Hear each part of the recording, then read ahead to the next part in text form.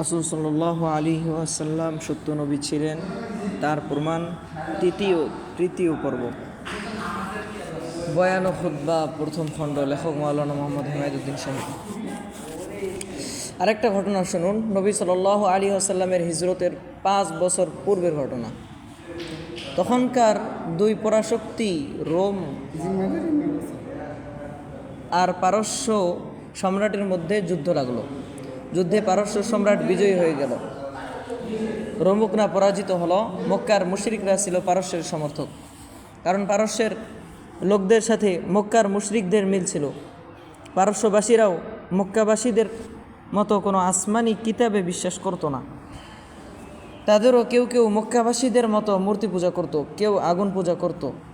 তাই মক্কার মুশরিকরা পারস্যের লোকদেরকে নিজেদের পক্ষশক্তি মনে করত, আর মুসলমানরা তুলনামূলকভাবে রোমকদেরকে পছন্দ করত, কারণ রোমকরা ছিল খ্রিস্টান। তারা আসমানি কিতাবে বিশ্বাস করত। এদিক থেকে তারা মুসলমানদের কাছাকাছি ছিল।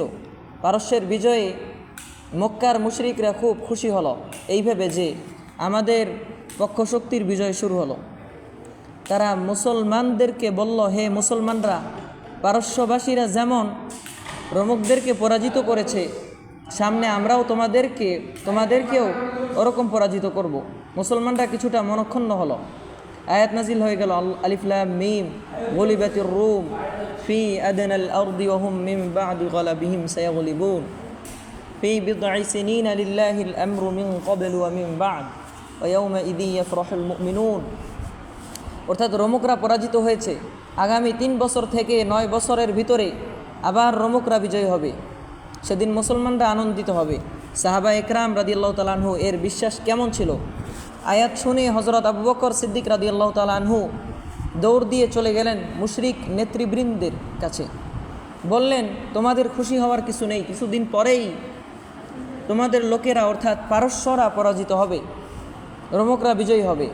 এ ব্যাপারে আয়াত নাজিল হয়ে গেছে। কাফেরদের নেতা উবাই ইবনে খালফ বলল, না, এটা কখনো হবে না। তাহলে বাজি ধরা হলো। ঘটনা বেশ লম্বা। শেষ পর্যন্ত 100 উট বাজি ধরা হলো। কথা হলো, যদি আগামী 9 বছরের ভেতরে রোমকরা বিজয়ী না হয়, তাহলে আবু বকর সিদ্দিক রাদিয়াল্লাহু তাআলা আনহু 100 উট দিবেন উবাই ইবনে খালফকে, আর বিজয়ী হলে উবাই ইবনে খালফ আবু বকর সিদ্দিক রাদিয়াল্লাহু তাআলা আনহুকে 100 উট দিবে। এর 7 বছরের মাথায় যখন বদর যুদ্ধ হয়, তখন একদিকে বদর যুদ্ধে মুসলমানরা বিজয়ী হলো, আরেকদিকে রোম পারস্যের ভিতরে যুদ্ধে রোমকরা বিজয়ী হলো। তখন তো আবু বকর রাদিয়াল্লাহু তাআলা আনহু হিজরত করে মদিনায় চলে এসেছেন। আবু বকর সিদ্দিক রাদিয়াল্লাহু তাআলা আনহু মক্কায় চলে গেলেন। ইতোমধ্যে উবাই ইবনে খালফ মারা গেছে। তার বংশধর থেকে তিনি 100 উট নিয়ে আসলেন। দেখা গেল কোরআনে যা ভবিষ্যৎবাণী করা হয়েছে তা সত্যে পরিণত হয়েছে। যদি সত্য প্রমাণিত না হতো, তাহলে কোরআনকে মিথ্যা প্রমাণ করার জন্যই এটাই যথেষ্ট ছিল। যাই হোক, আবু বকর সিদ্দিক রাদিয়াল্লাহু তাআলা আনহু উট নিয়ে মদিনায় আসলেন। নবী সাল্লাল্লাহু আলাইহি ওয়াসাল্লাম বললেন, এটা তো জুয়া, এটা খাওয়া যাবে না, সদকা করে দাও। জুয়ার মাল হারাম, যত রকম জুয়া সবই হারাম। এখন আমাদের সমাজে নানা রকম লটারি চলছে। বড় বড় অঙ্কের পুরস্কারের লোভে ভাগ্যের চাকা ঘোরানোর আশায় মানুষ এসব লটারি ক্রয় করছে। এগুলো জুয়া, হারাম।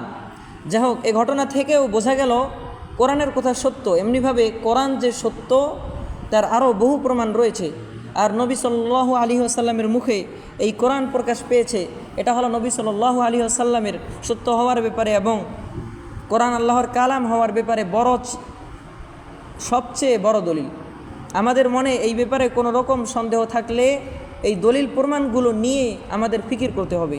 আল্লাহ পাক আমাদের ঈমানকে মজবুত করে দেন, আমিন। আখিরু দাওয়ানা আলহামদুলিল্লাহি রাব্বিল আলামিন। ভাই সবাই আগে আসি, তালিম হচ্ছে।